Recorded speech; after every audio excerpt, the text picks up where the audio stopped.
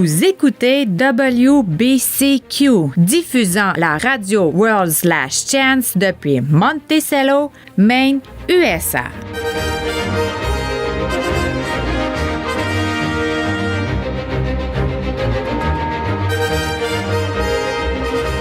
Crimes violents, troubles politiques, instabilité financière. Tout indique une crise imminente, une crise sans précédent. Réglez votre fréquence sur Radio World/Chance pour découvrir comment vous préparer spirituellement à ce qui nous attend. Radio WLC prépare un peuple pour le retour imminent du Sauveur.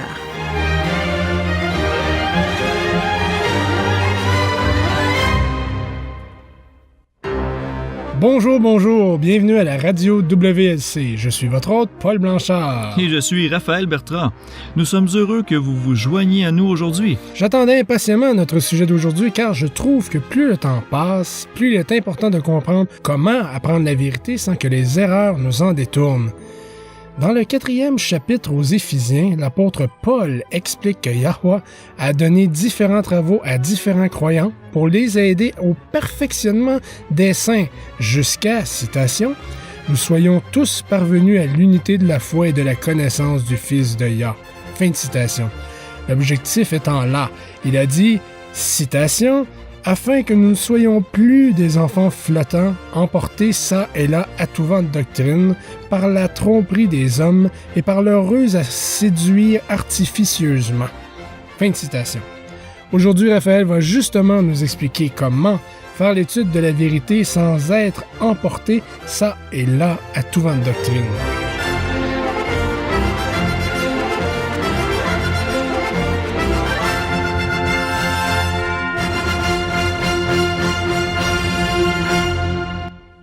Merci, Paul.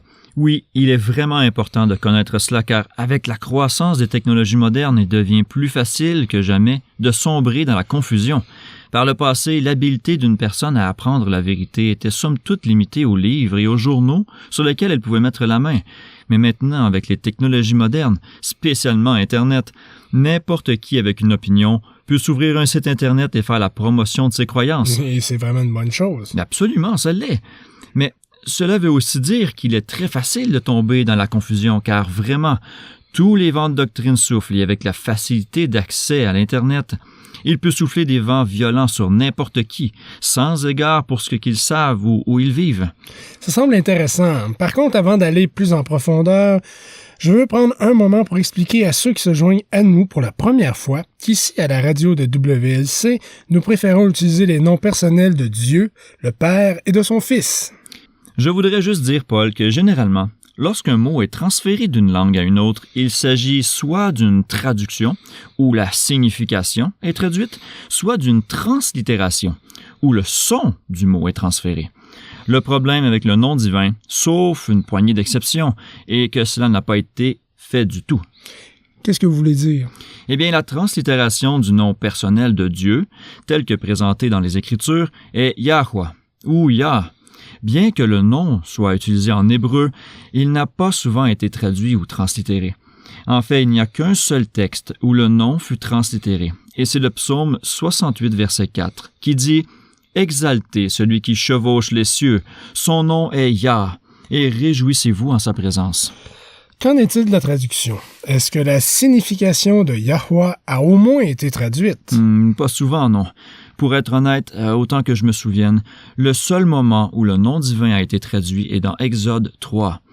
Au buisson ardent, Yah dit à Moïse de retourner en Égypte pour libérer son peuple. Moïse demanda « Qui dois-je dire m'a envoyé ?»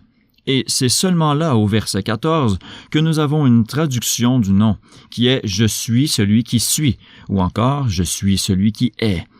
Fondamentalement, le nom du Père est un verbe d'être. C'est vraiment magnifique. Il est, passé, présent, futur. Il est tout ce que l'on a besoin qu'il soit pour nous.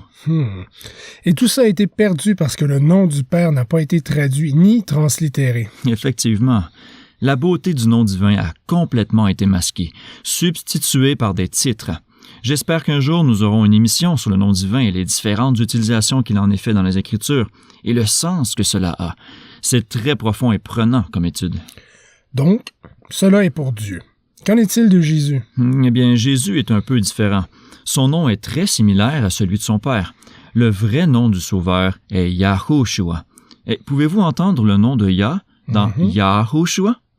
Le problème fut qu'à l'écriture du Nouveau Testament, le grec ne contenait pas le son Y. Conséquemment, dans leur tentative de translittérer le son du nom, ils en sont arrivés avec un son très similaire à celui d'un de leurs dieux païens, Jésus. Ils firent du mieux qu'ils purent, mais lorsque les évangiles furent traduits à partir du grec, toutes les langues ont tenté de translittérer la translittération grecque. Donc, vous pouvez voir à quel point nous nous en sommes éloignés. Alors, lorsque vous nous entendez dire Yahweh ou Yah, sachez que nous parlons du Père. Et si nous disons Yahushua, nous parlons du Fils. Bon. Parfait. OK. Je vais aller droit au sujet d'aujourd'hui. Je suis vraiment intéressé d'entendre ce que vous allez nous partager aujourd'hui, Raphaël, parce que je pense que c'est vraiment important. Je me suis rendu compte par le passé que lorsque je tente de partager un nouveau concept spirituel avec quelqu'un, quelque chose d'étrange arrive. Plus souvent qu'autrement, ils rejetteront purement et simplement l'idée disant qu'elle est fausse. Cela sans même investiguer l'évidence. J'ai expérimenté cela aussi. Eh bien, c'est une chose étrange. Eh bien, pas vraiment. Mais pas si vous comprenez pourquoi ils réagissent de cette façon. Vous voyez, chaque dénomination a son propre système de croyance, son propre credo, si vous voulez. Individualiser ces ensembles de croyances sont la raison pour laquelle chaque confession existe à part les unes des autres. C'est ce qui leur permet de dire aux membres de leurs églises qu'ils sont les élus. Ils ont la vérité. Ouais, je peux voir ça. Et c'est pourquoi à WLC, nous croyons que chaque église a sa part de vérité, mais qu'également chaque église a sa part d'erreur. Ou ont rejeté des lumières plus avancées, c'est juste. Et c'est pourquoi dans Révélation 18, Yah envoie un autre ange des cieux disant « Sortez d'elle, mon peuple ». Mais ce qui est intéressant est que dans ce verset issu de la Bible du roi James, en anglais, le verbe « come » est utilisé dans la forme de « viens ». Une traduction plus précise de ce verset serait plutôt « go » ou en français « va ». Sortez d'elle, mon peuple. Ce n'est pas une invitation à quitter votre Église et de venir rejoindre mon Église. Même si c'est de cette façon que les différentes dénominations l'interprètent. En réalité, il dit « quittez-les toutes, sortez, séparez-vous, soyez prêts à suivre la vérité, peu importe où elle vous mènera. » Mais c'est si difficile lorsque les gens ont peur. Vous avez visé juste. C'est exactement la raison pour laquelle les gens rejettent de nouvelles vérités sans même y porter un regard. Ils craignent que de façon surnaturelle, le diable séduise leur esprit. Ils ont peur du danger d'être trompés s'ils portent ne serait-ce qu'un regard à un concept qui se trouve en dehors du système de pensée de leur dénomination. Ils ne veulent surtout pas ouvrir leur esprit à la possibilité que cela pourrait être vrai car on leur a enseigné que de questionner ouvrait la porte au doute. Eh bien, c'est vraiment tragique. Peut-on avoir confiance que l'Esprit de Yah nous guidera dans toute la vérité comme il l'a promis? Bien sûr que nous le pouvons.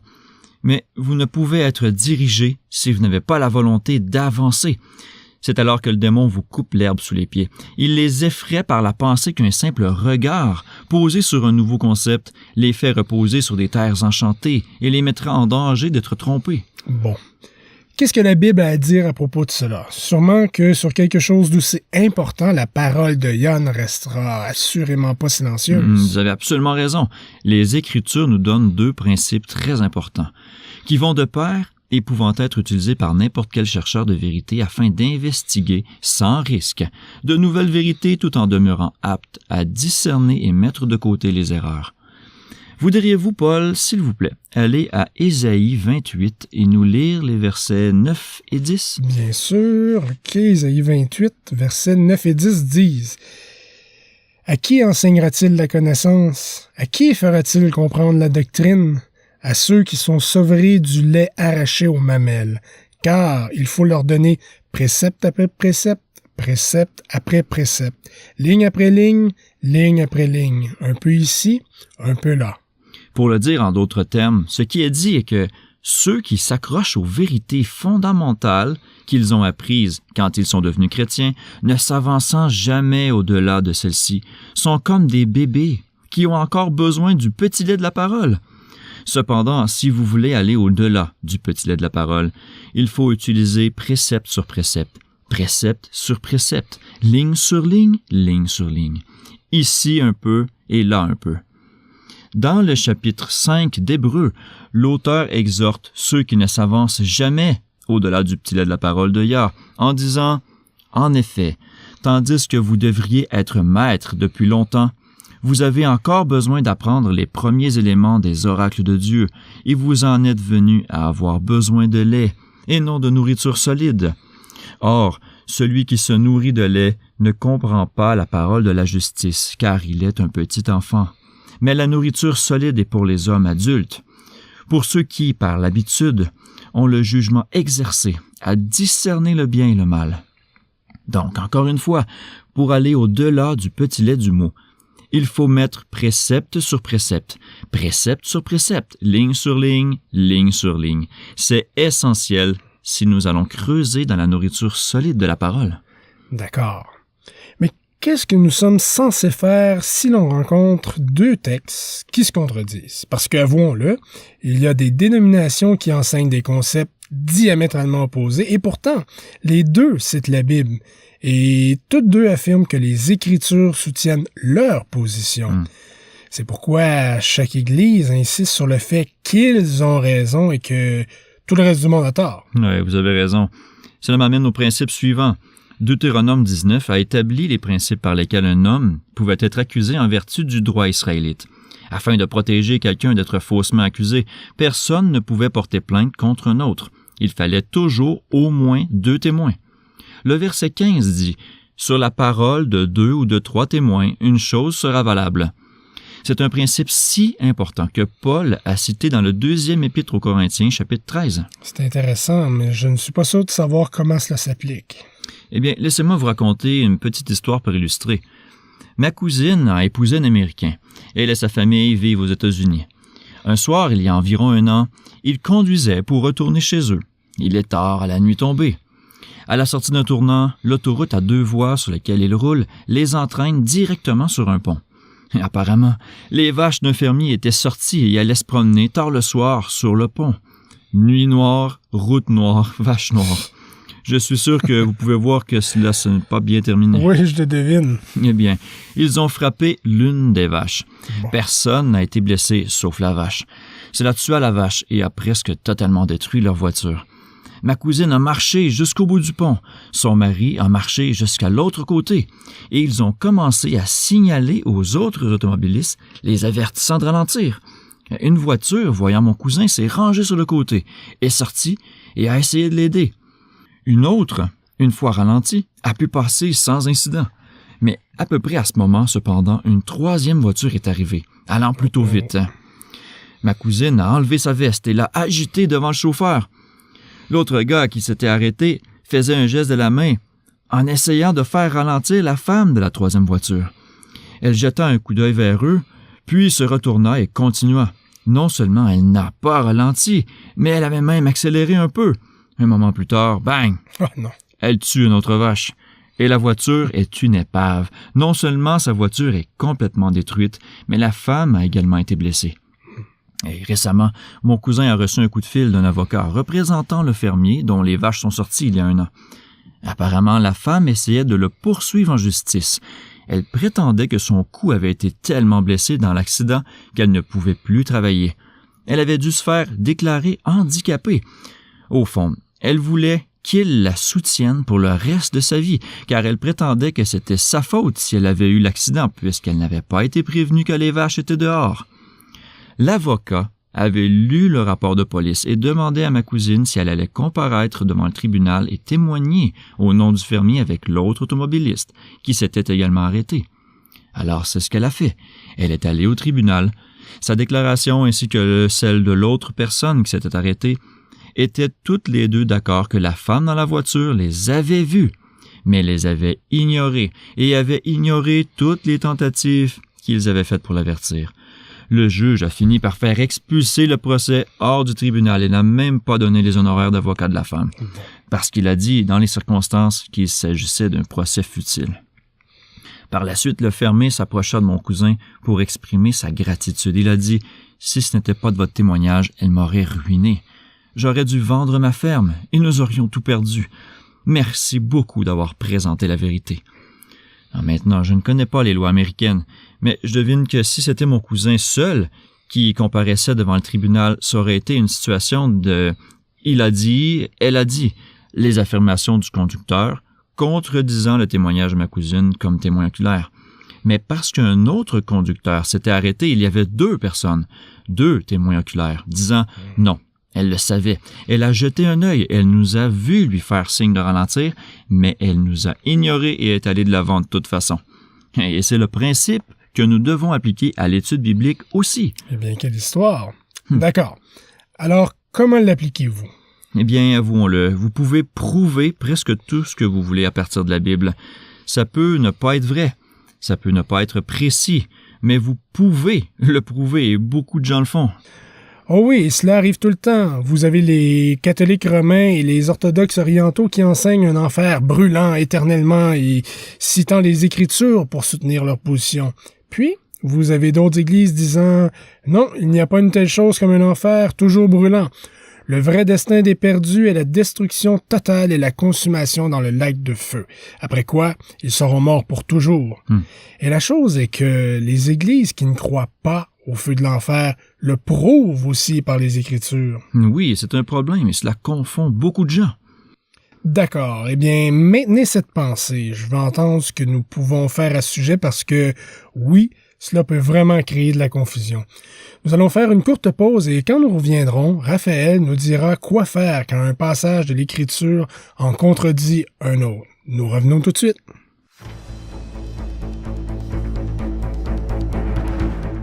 Vous écoutez WBCQ, diffusant la radio World/Chance depuis Monticello, Maine, USA. Lorsque Tim LaHaye et Jerry Jenkins ont écrit le livre Left Behind, ou Les survivants de l'Apocalypse, ils n'avaient probablement aucune idée que leur livre deviendrait une série de 13 volumes, série la plus vendue selon le New York Times. Mais c'est ce qui arriva. Voilà comment les gens sont fascinés par la seconde venue de Yahushua.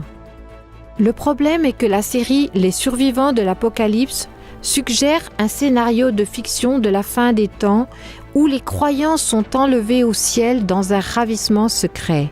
Pour apprendre pourquoi la doctrine d'un enlèvement secret n'est pas biblique, visitez notre site web sur world/chance.com et recherchez la vidéo « L'enlèvement, l'arme secrète de Satan ». Vous pouvez également la visionner sur YouTube. Apprenez la vérité sur le temps de la fin. Regardez l'enlèvement, l'arme secrète de Satan sur world/chance.com. Bienvenue à nouveau, ici Paul Blanchard. Aujourd'hui, nous avons parlé de ce qu'il faut faire quand vous souhaitez apprendre plus de vérité, mais sans vous égarer. Trop souvent, les gens refusent de regarder de nouvelles vérités parce qu'ils ont peur que leur esprit soit séduit par le diable. Mais ce n'est pas compatible avec tout ce que Yahweh permettrait, n'est-ce pas, Raphaël? Vraiment pas, Paul. Et peu de temps avant la mort de Yahushua, il réconfortait les disciples qu'il ne les laisserait pas seuls, même après son retour au ciel. Jean 16 enregistre ces mots. Il a dit, citation, « Il vous est avantageux que je m'en aille, car si je ne m'en vais, le Consolateur ne viendra point à vous. Mais si je m'en vais, je vous l'enverrai. Et quand il sera venu, il convaincra le monde du péché, de la justice et du jugement. » Maintenant, pour être convaincant ou convaincu de quelque chose, vous devez le saisir mentalement. Vous devez le comprendre intellectuellement. Comment allez-vous être convaincu de ce que vous devez changer et dans quel domaine si vous refusez toujours de regarder les preuves? Mais vous ne pouvez pas. Vous ne pouvez tout simplement pas. Et pourtant, encore et encore, c'est ce qui se passe lorsque vous essayez de présenter de nouveaux concepts, une nouvelle vérité aux gens. Ils ne vont même pas les considérer. Ils insistent simplement sur le fait que c'est faux parce que c'est différent. Ou ils se précipiteront vers leur prêtre ou leur pasteur et diront « Dites-moi, est-ce vrai? » Oui. Et alors, ils prendront la parole de leur pasteur sans l'étudier par eux-mêmes. C'est vraiment triste. Mais vous avez raison. Je vois que cela arrive tout le temps. Et il faut le reconnaître, c'est une époque de confusion où il est difficile de vivre. Daniel 12 a prédit qu'au moment de la fin, la connaissance serait élevée. Nous avons toujours pensé que cela parlait de technologie. Ouais, voiture, avion, bombe nucléaire, ordinateur. Et c'est vrai, et certainement, la connaissance a augmenté dans le domaine de la technologie. Mais il a augmenté dans tous les domaines. Le problème est qu'avec l'augmentation de la vérité, il y a aussi eu une augmentation de l'erreur. Satan voit que Yahweh déverse la vérité. Il prend alors une partie de cette vérité, la tord et l'enlace avec l'erreur. Puis il présente ce tissage de la vérité et de l'erreur comme une nouvelle lumière. Le résultat est que les gens sont très confus. Ils ne savent pas quoi croire. Et tout comme l'Internet, il contribue également à la prolifération des erreurs. Vous avez raison. Maintenant, il faut admettre que parfois les gens crient à la confusion simplement parce qu'ils sont indifférents. Ils ne veulent pas s'embêter à apprendre plus de vérité parce que la vérité porte toujours la croix de l'obéissance. Vous avez raison, bien sûr. Si une nouvelle lumière exige quelque chose qui incommode, de trop difficile à obéir, prétendre à la confusion est une façon éprouvée de contourner les cas d'objection de la conscience. Le Saint-Esprit de Yah nous a été donné afin d'éclairer nos esprits, de nous installer dans la vérité, quelle qu'elle soit. Nous n'avons pas besoin d'avoir peur, d'être en quelque sorte égarés. Pendant notre étude, nous pouvons faire confiance à Yahweh pour nous protéger. Alors, avec tous les vents de doctrine qui soufflent, avec tant d'idées déroutantes et contradictoires qui flottent aux alentours, pouvez-vous partager avec nous quelques conseils sur ce que nous pouvons maintenant faire pour arriver à la vérité? Absolument. D'abord, bien sûr, vous priez. Réclamez les mérites du sang de Yahushua pour vous pardonner, vous purifier de toute injustice. Puis réclamez ces mêmes mérites quant à la raison pour laquelle votre prière devrait être répondue. Il est important de prier de façon très spécifique. Mettez en mots ce dont vous avez besoin. Ensuite, réclamez la promesse trouvée dans le premier chapitre de Jacques, qui dit « Si quelqu'un d'entre vous manque de sagesse, qu'il demande à Yah, qui donne à tous généreusement et sans reproche, et lui sera donné. Mais qu'il demande dans la foi, sans aucun doute, car celui qui doute est comme une vague de la mer, dirigée et poussée par le vent. Ne laissez pas cet homme supposer qu'il recevra quoi que cela soit de Yahweh. C'est un homme hypocrite, instable dans toutes ses voies. » Alors, demandez, croyez, réclamez. Exactement. Venez comme un petit enfant, éloignez toutes vos idées préconçues et étudiez avec un esprit ouvert. Vous l'avez déjà dit. Comment définissez-vous étudier avec un esprit ouvert? Qu'est-ce que vous voulez dire par là? Étudier avec un esprit ouvert signifie être prêt à accepter la nouvelle lumière, prêt à obéir, si le Saint-Esprit convainc votre cœur que cela est vrai. Tant de gens appliquent leurs idées préconçues de ce qui est vrai à leur étude de la Bible, et ces idées préconçues façonnent alors leurs interprétations. Vous ne pouvez pas faire ça. Vous devez mettre tout cela de côté. Demandez de l'aide à Yahweh si vous en avez besoin, mais mettez tout de côté et étudiez en considérant la possibilité que cela soit vrai. Écoutez, il n'y a aucune excuse pour que nous puissions supposer que toute la lumière a été révélée et qu'il n'y a plus rien à apprendre. Que certaines doctrines ont été crues depuis longtemps n'est pas la preuve qu'elles sont sans erreur. Effectivement. C'est vrai. J'ai lu une fois une citation qui était si bonne que je l'ai mémorisée. Je n'ai malheureusement pas mémorisé qui l'a écrite, mais je me souviens encore de la citation. Cela disait « Le temps ne forcera pas l'erreur dans la vérité. Et la vérité peut se permettre d'être juste. Aucune vraie doctrine ne perdra quoi que ce soit par une enquête approfondie. » Et c'est vrai, la vérité peut porter le fardeau d'une analyse détaillée. L'erreur ne le peut pas. N'ayez donc pas peur de considérer de nouveaux concepts avec un esprit disposé à les accepter si le Saint-Esprit les établit comme vérité. Quand nous étudions la Bible, nous devons mettre de côté toutes nos opinions préconçues, ainsi que nos idées héritées et culturelles. Nous grandissons tous en apprenant que certains concepts sont vrais. Mais pour arriver à la vraie vérité, nous devons tout mettre de côté et aller de l'avant prêts à être enseignés. Si nous allons à la Bible sans autre but que de nous prouver ce que nous croyons déjà, devinez quoi? Quoi? Nous pouvons faire ça. Ouais. Mais cela ne veut pas dire que nous avons raison. Nous devons rechercher les Écritures indépendamment de nos croyances et avec un esprit exempt de préjugés. Si, comme nous le lisons, nous sommes convaincus et voyons que nos précieuses opinions et nos croyances passées contredisent réellement les Écritures, alors nous devons mettre de côté nos précieuses opinions et nos croyances passées. Absolument. Nous devons faire en sorte que nos croyances correspondent aux Écritures. Ne pas tordre les Écritures pour qu'elles correspondent à nos croyances. C'est vrai. Ouais. Nous ne pouvons pas permettre à ce que nous avons cru ou pratiqué dans le passé de contrôler notre compréhension. Bon, alors, la prochaine étape est de rassembler tous les passages de l'Écriture concernant le sujet qui est examiné. Regardez chacun des versets. Et si certains versets contredisent d'autres versets? Je suis content que vous me demandiez ça. La réalité est que la vérité ne se contredira jamais. C'est important. La vérité ne se contredira jamais. Non, jamais. Si cela semble se contredire, remarquez, je dis semble. Si un verset semble contredire un autre verset, c'est un drapeau rouge d'une zone à laquelle nous devons creuser un peu plus profondément, parfois beaucoup plus profondément. Soit nous faisons des hypothèses sans en être conscients, soit nous n'avons pas encore toute la vérité. Parce que je vais vous dire, la vérité est harmonieuse, la vérité ne se contredira jamais. Donc, que faisons-nous si, en étudiant chaque passage d'un sujet particulier, nous rencontrons quelques versets qui semblent se contredire? Comment résoudrez-vous cela? Eh bien, vous avez utilisé un mot-clé, vous avez dit « chaque passage ».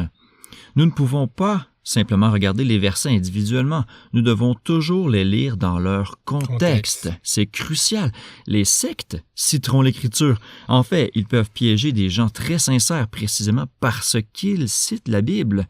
Mais si vous revenez sur ces versets dans leur contexte, vous constaterez qu'ils ont généralement pris un seul verset hors contexte, l'ont tordu pour l'appliquer à une situation complètement différente et ont prétendu qu'il s'agissait d'une exigence divine lorsque, en réalité, si vous revenez le lire dans le contexte, vous verrez qu'il n'y a rien de la sorte. C'est ce qu'on appelle le texte preuve, et le texte preuve est faux. Tout verset utilisé pour établir une doctrine doit prendre en compte les versets qui l'entourent, et une application correcte doit être faite. Ça sonne bien, ouais. Ça a du sens. Rien d'autre? Oui, en regardant le contexte de n'importe quel verset, il est important de déterminer si le passage est destiné à être pris littéralement ou au sens figuré. C'est là que beaucoup de gens se perdent. Un passage de Yahweh ayant l'intention d'être pris littéralement sera tordu pour être appliqué symboliquement. D'autres passages destinés à être appliqués symboliquement seront interprétés littéralement. Comme vous pouvez l'imaginer, beaucoup de confusion résulte de cette mauvaise application. J'en suis sûr. Mais comment pouvez-vous faire la différence? Comment pouvez-vous savoir si un passage doit être pris au sens littéral ou figuré? Oui, c'est une bonne question. D'abord, demandez-vous, quelle est la signification évidente? Si le sens évident est littéral, prenez-le littéralement. Deuxièmement, qu'est-ce que les autres passages de l'Écriture indiquent? Qu'est-ce qui est dit ailleurs dans la Bible? Vous devez rassembler les informations des deux côtés de l'équation. Rassemblez tout. Lisez chaque verset dans le contexte. Le contexte. Ensuite, après avoir tout examiné, allez-y avec le poids de la preuve. Qu'est-ce que le poids de la preuve indique? Et une autre chose à garder à l'esprit, l'interprétation correcte de n'importe quelle doctrine sera toujours répétée au moins une autre fois dans la Bible. De la bouche de 2 ou 3 témoins, une chose sera établie. Exactement. Et c'est un principe biblique. Souvenez-vous quand Joseph a été appelé devant Pharaon pour interpréter ses rêves. Pharaon lui a parlé de 2 rêves différents, mais similaires. Après avoir entendu les rêves racontés, Joseph a dit « Les rêves de Pharaon sont un. Il y a à montrer à Pharaon ce qu'il est sur le point de faire. Les 7 bonnes vaches sont 7 années. Et les 7 bonnes têtes de blé sont 7 années. Les rêves sont un. Il y a à montrer à Pharaon ce qu'il est sur le point de faire. » Alors Joseph interprète les rêves, puis il ajoute « Et le rêve fut répété 2 fois à Pharaon, parce que Yahweh établit les choses, et que Yah le mènera à exécution bientôt. » Donc, nous y voilà. Si quelque chose se répète dans les Écritures, mieux vaut vous asseoir et en prendre connaissance. Yahweh ne gaspille pas les mots. Oh non. Si c'est répété, c'est important. C'est une bonne règle de base à retenir. Eh bien oui, ça l'est. Nous devons connaître cette directive pour établir ce qu'est la vérité et ce qui est une erreur. Depuis 100 ans ou plus, si le gouvernement ou la science trouvent quelque chose avec lequel ils sont en désaccord, ils l'enterrent, le couvrent, en nient l'existence. Et les églises ont appris à faire de même. Tout ce qui contredit leur credo officiel, tout ce qui suggère qu'une doctrine qu'ils détiennent pourrait être erronée, doit être rejeté. Les doctrines des dénominations et leurs différences sont importantes car elles sont la raison même de pourquoi cette dénomination existe comme une organisation à part. Oui, vous avez saisi. Il est dans leur meilleur intérêt de dire à leurs fidèles payeurs de dîmes que tout le monde sauf eux, à tort. C'est aussi un moyen par lequel ils peuvent exercer un contrôle. Qu'est-ce que vous voulez dire? Ça fonctionne comment? Prenons un exemple extrême, juste pour des raisons d'illustration. Les sectes, dans leur quête pour attirer plus de membres, essaient de trouver un nouveau concept, une nouvelle doctrine. Ils prendront ce qui a déjà fonctionné et le pervertiront en une nouvelle idée. Ils le prêchent ensuite avec énergie et persuadent les gens que cela est nécessaire au salut. Ce qui leur rend encore plus trompeur, c'est lorsqu'ils utilisent les Écritures. Ah, je comprends tout à fait. Je me souviens avoir lu un livre spirituel pour mes dévotions du matin il y a un certain nombre d'années. Les Écritures ont été citées tout au long du livre. Il semblait que tout ce qui était présenté était biblique, mais quand j'ai commencé à le partager avec ma femme, elle avait des inquiétudes. Elle pensait que certains des points qu'avait fait l'auteur n'étaient pas conformes aux Écritures. Je pensais que c'était juste parce qu'elle n'avait pas lu le livre d'une couverture à l'autre comme je l'avais fait. Mais nous avons commencé à l'étudier ensemble, en regardant la Bible par nous-mêmes et, surprise, surprise, les textes bibliques utilisés comme preuve dans le livre ont été complètement sortis de leur contexte et signifiaient quelque chose de complètement différent une fois le chapitre lu en entier. Ce fut vraiment révélateur pour moi. Ce fut un réveil de constater que le simple fait qu'une personne cite les Écritures ne signifie pas que l'enseignement dont il fait la promotion soit en accord avec les Écritures.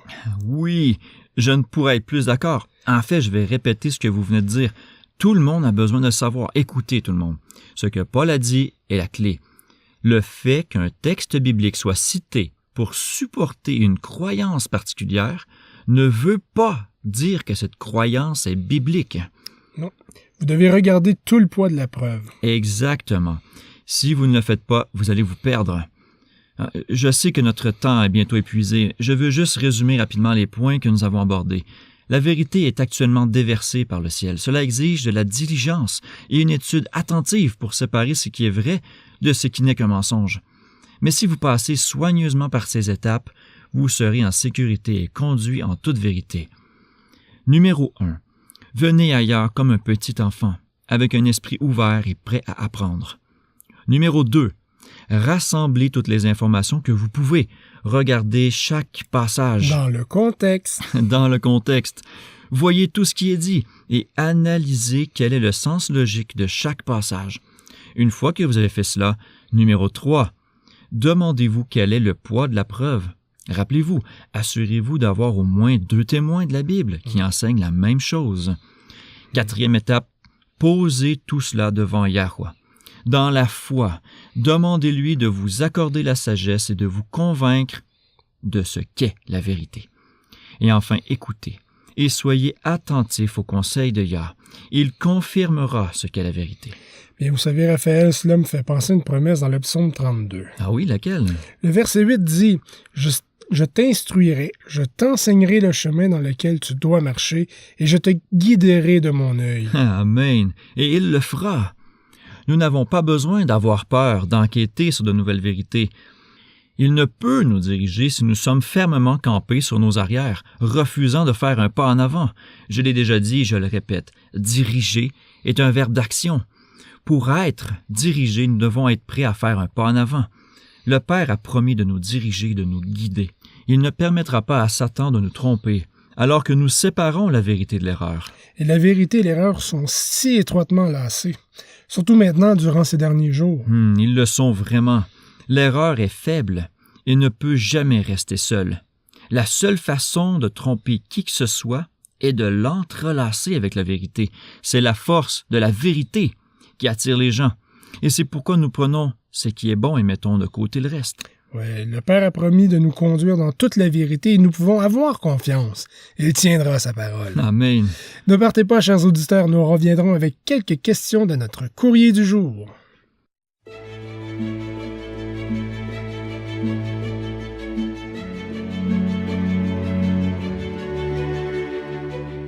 Si vous appréciez Radio WLC, invitez vos amis à écouter également. Si vous connaissez quelqu'un intéressé par les événements des derniers jours ou si vous avez un partenaire d'études bibliques, parlez-leur de notre site Internet world-chance.com. Nous préparons un peuple pour le retour très proche du Sauveur.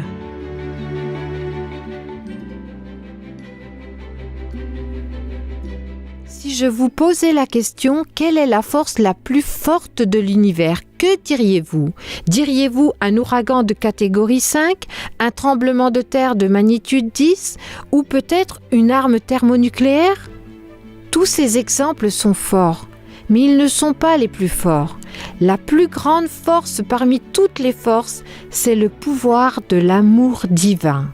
Seul l'amour a le pouvoir de transformer réellement une âme de l'intérieur. Et seul l'amour divin peut sauver parfaitement. Recherchez l'article « L'amour sans limite » sur notre site web world-chance.com. Encore une fois, c'est l'amour sans limite sur world-chance.com. Soyez remplis d'amour pour le meilleur ami que vous puissiez avoir.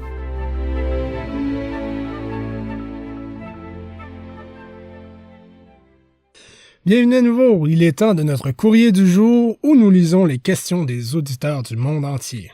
Quelle est notre première question aujourd'hui, Paul? Eh bien, notre première question aujourd'hui est posée par Shelley de Lincoln, Nebraska, aux États-Unis. Elle dit « Ma sœur et mon beau-frère se sont impliqués très récemment dans une congrégation juive messianique. Ils gardent toutes les fêtes juives et disent que quiconque aime vraiment Yeshua HaMashiach, comme ils appellent le Sauveur, sera aussi des juifs messianiques. Souvent, ils utilisent tant de mots hébreux que je n'arrive même pas à comprendre de quoi ils parlent. Quelles sont vos pensées sur le judaïsme messianique? Y a-t-il quelque chose là? Je me sens bien déconnecté, mais je ne sais pas si c'est juste parce qu'ils sont si arrogants. Oui, la dynamique familiale peut être délicate lorsque les croyances diffèrent. Tout d'abord, je veux dire que je peux comprendre pourquoi vous vous sentez déconnecté, Shelley, si vous vous sentez sous pression. La vraie liberté religieuse signifie donner aux autres la liberté de vénérer car ils sont convaincus et de ne pas mal les traiter si leurs convictions diffèrent des nôtres. C'est un bon point, Raphaël. Trop souvent, les gens deviennent si arrogants. Ils ne donnent pas à chacun la liberté religieuse de suivre leur propre conscience lorsque les convictions de l'autre sont différentes des leurs. Et cela devient encore plus délicat quand les personnes en désaccord sont des membres de la famille proche. Oui, c'est vrai. Eh bien, Shelley, d'une façon ou d'une autre, j'ai bien peur de ne pas pouvoir vous donner un argument à toute épreuve. Comme vous le savez, en écoutant WLC Radio, nous croyons que c'est un privilège de connaître et de pouvoir utiliser les noms réels du Père et du Fils, plutôt que les titres de Dieu, de Seigneur ou l'incorrect Jésus. Et n'oubliez pas, nous croyons également que les fêtes sont des anniversaires durables, d'événements importants dans l'histoire du salut. Oui, et nous croyons aussi qu'ils devraient toujours être observés. Cela dit, nous ne faisons pas la promotion du judaïsme messianique et ne suggérons pas non plus que les gens rejoignent des congrégations juives messianiques. Voici la situation. Les Juifs messianiques sont des gens qui ont découvert les aspects juifs du Nouveau Testament. Ils sont venus à accepter la perpétuité de la loi divine. Ils sont très sincères dans leurs croyances et désireux de rétablir des vérités que le christianisme traditionnel a négligées. Oui, c'est une bonne chose. Et ça l'est. Nous devrions respecter leur sincérité et leur désir de restaurer les vérités perdues. Parfois, il y a des Juifs qui ont accepté Yahushua comme Messie, mais qui ne veulent pas abandonner leurs coutumes juives. Fréquemment, ce sont des chrétiens qui en sont venus à voir de la beauté et de la signification dans les traditions juives. Au fond, le mouvement messianique est fréquemment utilisé comme un véhicule du christianisme évangélique pour répandre leur foi parmi les Juifs, en la présentant d'une manière plus acceptable pour les Juifs. Il n'y a rien de mal avec les chrétiens évangéliques qui veulent répandre l'Évangile aux Juifs.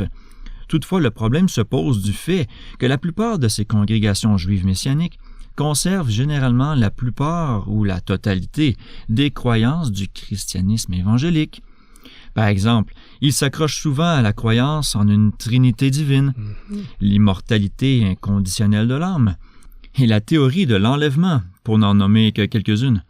Le problème est qu'une étude attentive de la Bible révèle qu'aucune de ces croyances ne peut réellement être soutenue par les Écritures. Les congrégations juives messianiques diffèrent généralement de l'évangélisme protestant seulement dans l'ajout d'une quantité variable de coutumes juives. Un autre problème est que beaucoup de ces coutumes juives sont basées sur la tradition des anciens ou sur les traditions des pharisiens et non sur les Écritures elles-mêmes. Le judaïsme moderne est du pharisaïsme. Ah oui, sérieusement. Vous tenez ça d'où? En fait, je le prends des écrits des Juifs eux-mêmes. Oh. Louis Finkelstein, était un rabbin respecté, un érudit du Talmud renommé et un expert en droit juif.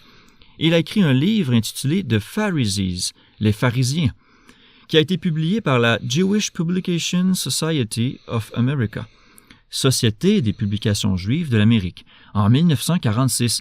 Il était aussi juif qu'on peut l'être, et pourtant, écoutez ce qu'il avait à dire sur le judaïsme moderne.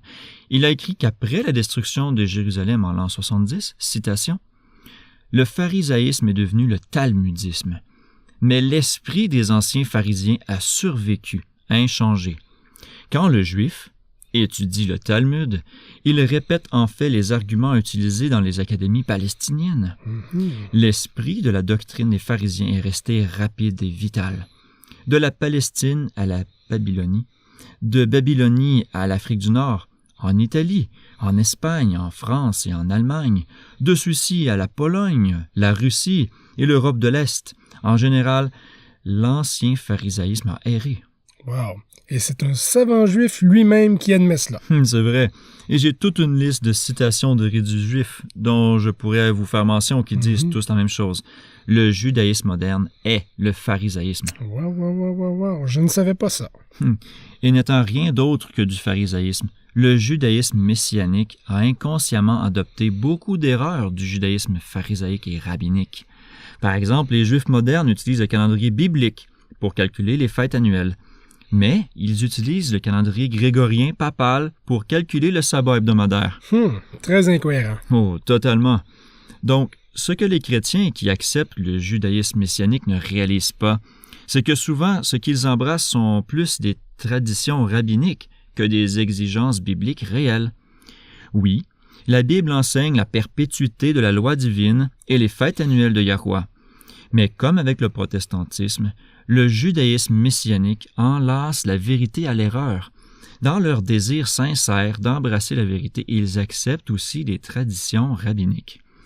En même temps, ils s'accrochent à d'autres erreurs ou rejettent des vérités plus avancées qui ont également été rejetées par des dénominations organisées. Donc, notre réponse au judaïsme messianique serait la même que notre réponse au christianisme évangélique, car c'est souvent tout ce qu'il est vraiment. Nous les encourageons à comprendre les signes des temps, la proximité du retour littéral et visible de Yahushua pour mettre fin à ce monde pécheur et agir sur cette connaissance pour se préparer à la crise à venir. Eh bien, voilà une bonne réponse. D'accord. Notre prochaine question vient d'Augusto, quelque part en Équateur. Je ne peux pas prononcer ce nom de ville. Augusto, cette question est de vous, où que vous soyez en Équateur. Il dit « Je lisais sur votre site web, dis-je, et si je comprends bien, il disait que les croyants ne devraient pas s'impliquer dans la politique. Cela signifie-t-il que nous ne devrions pas voter? Les citoyens équatoriens sont tenus par la loi de voter. Que proposez-vous que je fasse? Je ne veux pas déshonorer Yahweh, mais en même temps, je ne comprends pas ce que veut dire ne pas nous impliquer en politique. » Merci de nous avoir écrit, Augusto.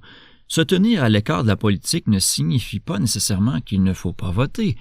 Bien sûr, si les lois locales dans lesquelles vous vivez exigent de voter, alors vous devriez le faire. Voter ne brise pas la loi de Yahweh, alors vous devriez le faire. Pour ce qui est de l'implication dans la politique, il y a 3 principes à garder à l'esprit.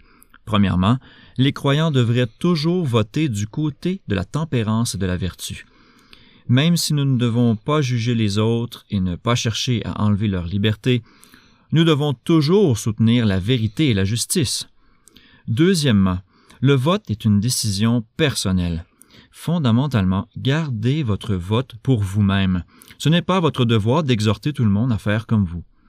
Enfin, nous devons nous tenir à l'écart des conflits politiques et de la corruption. En gardant à l'esprit ces 3 principes, chaque individu doit décider par lui-même quel est le niveau d'implication correspondant à sa conscience. Bon point comme toujours, Raphaël, merci. Et si vous avez des questions ou des commentaires, écrivez-nous. Nous aimons toujours avoir de vos nouvelles et c'est très facile. Rendez-vous sur notre site web à worldlastchance.com et cliquez sur l'onglet radio WLC. En raison du volume, nous ne serons peut-être pas en mesure de répondre en direct, mais nous ferons de notre mieux pour répondre à tout le moins dans la section questions et réponses sur notre site web. Vous écoutez Marie Leblond sur Radio WLC pour votre promesse quotidienne de la parole de Yah.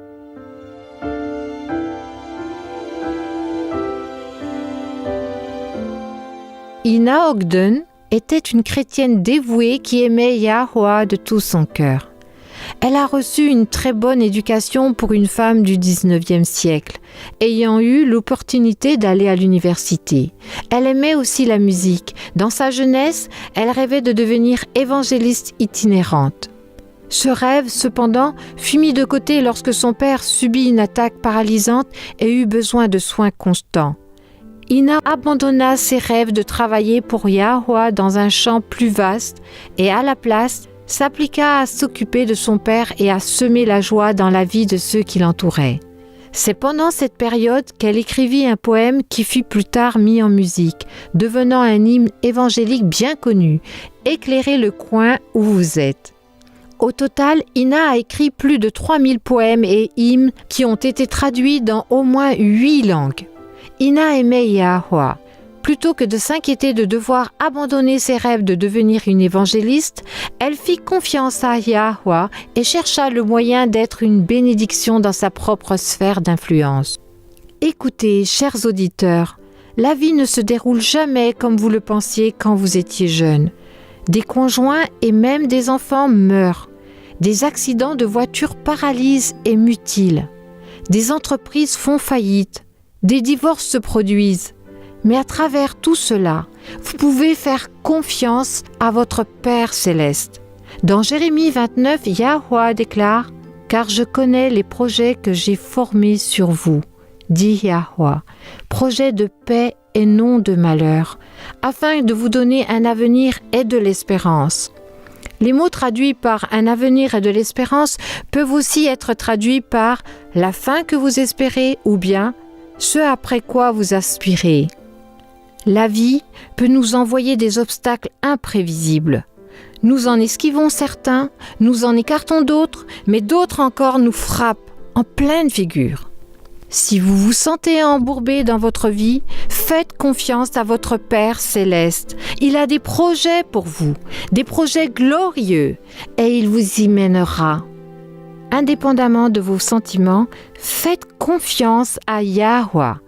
Il ne vous laissera jamais tomber, alors reposez-vous sur lui et restez en lui. Nous avons reçu de grandes et précieuses promesses. Commencez dès maintenant à les réclamer.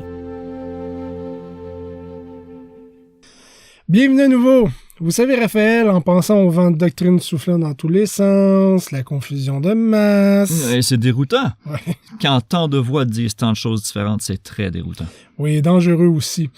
Aucun de nous ne veut être trompé. C'est pourquoi les promesses de Yah sont si précieuses. Oui, et Psaume 34, verset 15 contient une merveilleuse promesse, et j'encourage tout le monde à la réclamer. Cela dit, « Les yeux de Yahweh sont sur les justes, et ses oreilles sont attentives à leurs cris. Il ne vous laissera pas être égaré contre votre volonté.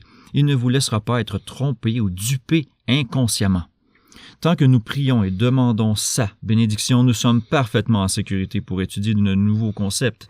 Il a promis d'envoyer son Esprit Saint pour nous conduire en toute vérité, et il tient ses promesses. Ouais, c'est quelque chose que nous devons tous nous rappeler. Je tiens à vous remercier d'avoir passé en revue ces points, ils sont vraiment utiles. Avec une telle explosion de la connaissance, nous devons savoir discerner entre la vérité et l'erreur. Nous le devons. Et ce qui est vraiment ironique, Paul, c'est lorsque vous comparez Daniel 12 avec le livre de la Révélation, chapitre 3. Eh bien, triste serait peut-être un meilleur mot. Mais comme nous l'avons dit plus tôt, l'une des dernières choses racontées à Daniel était une prophétie qui, au moment de la fin, beaucoup courront ça et là, et la connaissance sera augmentée. D'accord, et nous avions l'habitude de penser que c'était juste une référence à la technologie, mais c'est une connaissance sur, eh bien, vraiment tout. Oui, et pourtant, vous comparez cela avec Révélation 3, et nous trouvons un avertissement très solennel pour la dernière génération de croyants. Pour résumer rapidement, Révélation 2 et 3 contiennent des lettres ou des messages à 7 églises. Ces églises étaient littéralement des groupes de croyants au 1er siècle, en Asie mineure. Mais les messages ont aussi une deuxième application dans l'histoire du christianisme en général. La 7e église, la Odyssée, est symbolique de ceux qui prétendent être croyants à la fin des temps, et il contient un avertissement vraiment solennel. De tous les messages adressés aux églises, la plupart ne sont en quelque sorte qu'un mélange. La plupart contiennent les réprimandes là où ils échouent et la reconnaissance sur ce qu'ils font de bien. Mais pas tellement avec le message aux Laodicéens. Il ne contient que des réprimandes. 1 Corinthiens 2, verset 14 dit « Mais l'homme charnel ne reçoit pas les choses de l'esprit de Yah, car elles sont une folie pour lui, et il ne peut les connaître, parce qu'elles se discernent spirituellement. » C'est une description parfaite des Laodiciens. Vous avez raison, mais la beauté de cela est que nous pouvons aller à Yahweh par nous-mêmes et demander à recevoir l'or purifié par le feu, qui est la foi et l'amour de Yahushua. Nous pouvons demander à recevoir les vêtements blancs, qui sont la justice propre au Sauveur. Et nous pouvons demander de faire appliquer le discernement spirituel pour que nous puissions connaître et percevoir ce qu'est la vérité et ce qui est une erreur. C'est magnifique. En vérité, tout ce dont nous avons besoin, il nous l'a fourni. Eh bien, encore une fois, il semble que notre temps soit écoulé. S'il vous plaît, syntonisez-nous encore demain et souvenez-vous, Yahweh vous aime et il est digne de confiance.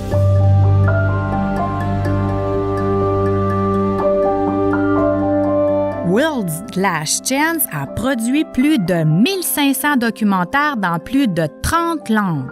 Visitez notre site web sur worldslastchance.com ou recherchez les vidéos WLC sur YouTube. De nouveaux documentaires sur une variété de sujets importants sont mis en ligne constamment. Commencez à les visionner et apprenez la vérité tant que vous en avez encore la chance sur worldslastchance.com. World's Last Chance est consacré à apporter la vérité au monde. Notre site Internet contient des centaines d'articles couvrant tous les aspects de la vie chrétienne victorieuse, la piété pratique, les courants actuels de doctrine, la prophétie, les événements des derniers jours et plus encore. Visitez notre site web sur worldslastchance.com et commencez à apprendre ce que vous devez savoir pour survivre dans ces temps tumultueux.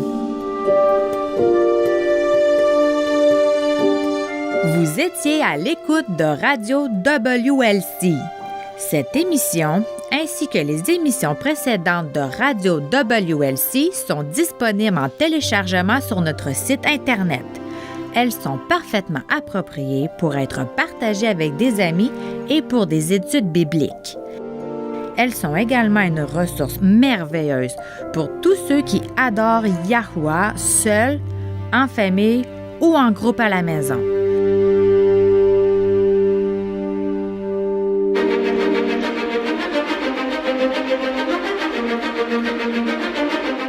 Si vous souhaitez écouter les émissions de Radio WLC, rendez-vous sur notre site Internet à l'adresse worldslastchance.com. Cliquez sur l'icône Radio WLC en haut de la page d'accueil. Cela vous permettra de télécharger les épisodes dans votre langue préférée. Vous trouverez également des articles et des vidéos disponibles en plusieurs langues. Rejoignez-nous demain pour un autre message rempli de vérité sur WBCQ à 9330 kHz sur la bande des 31 mètres. Radio World's Last Chance prépare un peuple pour le retour très proche du Sauveur.